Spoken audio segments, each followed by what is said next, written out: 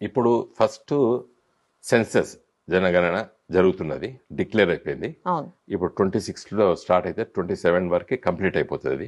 అది అయిన వెంటనే డిలిమిటేషన్ వస్తుంది.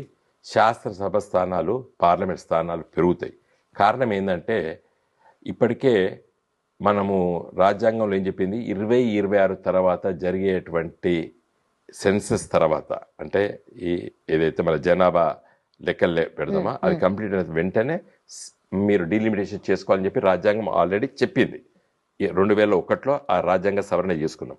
కాబట్టి 2026 తర్వాత జరగబోయేటువంటి ఈ లెక్కలు ఎప్పుడైతే ప్రచురితం అవుతాయో వెంటనే డీలిమిటేషన్ ఏవలసి వస్తుంది. రాజ్యాంగం చెప్పింది అది. అయితే ఇప్పటికే మహిళా రిజర్వేషన్ 33% చట్టం అయిపోయింది, బిల్లు కాదు అది, చట్టం అయిపోయింది. రాష్ట్రపతి ముద్రేసిండ్రు. దాంట్లో ఏం చెప్పారు, సెక్షన్ 5లో ఏం చెప్పారు, ఇమీడియట్లీ ఆఫ్టర్ సెన్సస్ ఇంప్లిమెంట్ అయిపోతుంది. దాన్ని ఎవడు ఆపేట, మోడీ కూడా ఆపలేడు దాన్ని. 33% మహిళలకి 33% రిజర్వేషన్ మోడీ గారు కూడా ఆపలేరు. ఎందుకంటే ఆల్రెడీ మోడీ గారు పార్లమెంట్లో, లోక్సభలో పాస్ చేయించుకున్నారు. రాజ్యసభలో సోనియా గాంధీ పాస్ చేయించారు, లోక్సభలో ఈయన పాస్ చేయించారు. కాబట్టి ఆ చట్టం అయిపోయింది అది.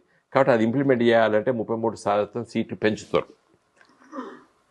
ఇక ఉన్న వాటిలో ఇస్తే లొల్లులు అయితే అని చెప్పేసి 33% సీట్లు పెంచుతారు.